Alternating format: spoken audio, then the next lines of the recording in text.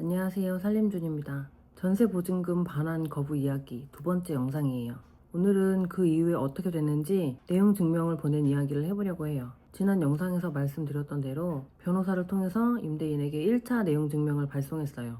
제가 처음에 한 가지 궁금했던 점이 있었어요. 제가 알고 있는 집주인 주소는 8년 전에 처음 계약했을 때의 주소밖에 없었거든요. 그 사이에 집주인이 전원주택으로 이사를 갔다는 이야기를 들었었는데 정확한 주소까지는 알 수가 없었어요. 변호사님께 이 상황을 말씀드렸더니 보통 주소가 확실하지 않은 경우에는 어쩔 수 없이 첫 번째 내용 증명은 반송될 거 감안하고 보내야 된다고 이야기하시더라고요. 그 이후에는 어떻게 해야 하는지 여쭤보니 첫 번째 내용 증명이 반송이 되면 그걸 가지고 동사무소에 가서 초본을 떼면 거기에서 임대인의 현재 주소를 확인할 수 있다고 하시더라고요. 그럼 그 주소로 2차 내용 증명을 보내면 되는 거죠. 물론 2차 내용 증명을 보낸다고 하더라도 폐문무죄로 돌아올 수도 있지만요. 1차 내용 증명을 보내고 나서 반송받기까지 일주일 정도 조금 넘게 걸린 것 같아요. 보통 우체국에서 폐문무죄로 안 받는 경우에도 한 3일 정도는 보관하고 있다고 이야기하시더라고요. 변호사 사무실에서 반송된 내용 증명을 저에게 등기로 보내주셨고 저는 그거를 받자마자 동사무소에 초본을 띄러 갔어요. 요거가 변호사 사무실에서 내용 증명을 보내주셨던 그 내용 증명이에요. 이렇게 반송된 봉투채로 가지고 가야 한다고 이야기하셨어요. 등기를 받자마자 바로 동사무소에 가지고 갔어요. 그런데 처음 갔을 때는 초본을 떼지 못했어요. 초본을 떼지 못했던 이유는 임대차 계약서의 계약 당사자가 제가 아니라 남편이었기 때문이었어요. 처음에 갔다가 본인이 아니라는 이유로 뗄 수 없다라고 얘기를 하시더라고요.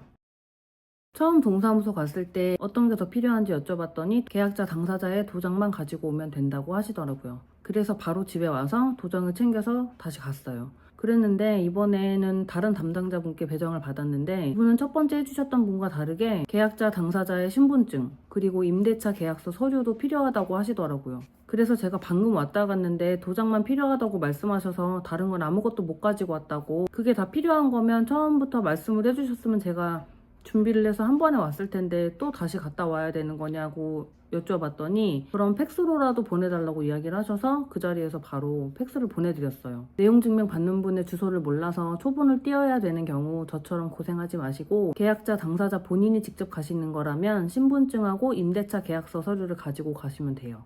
또는 저처럼 대리인이 가는 경우에는 대리인의 신분증 그리고 임대차 계약자의 본인의 신분증, 임대차 계약자의 본인의 도장, 임대차 계약서 이렇게 다 챙겨가시면 바로 초본을 떼실 수 있을 거예요. 저는 이걸 몰라서 한 번 헛걸음하고 두 번째 또 갔다 올 뻔했는데 두 번째 갔을 때 뗄 수 있어서 다행이었어요.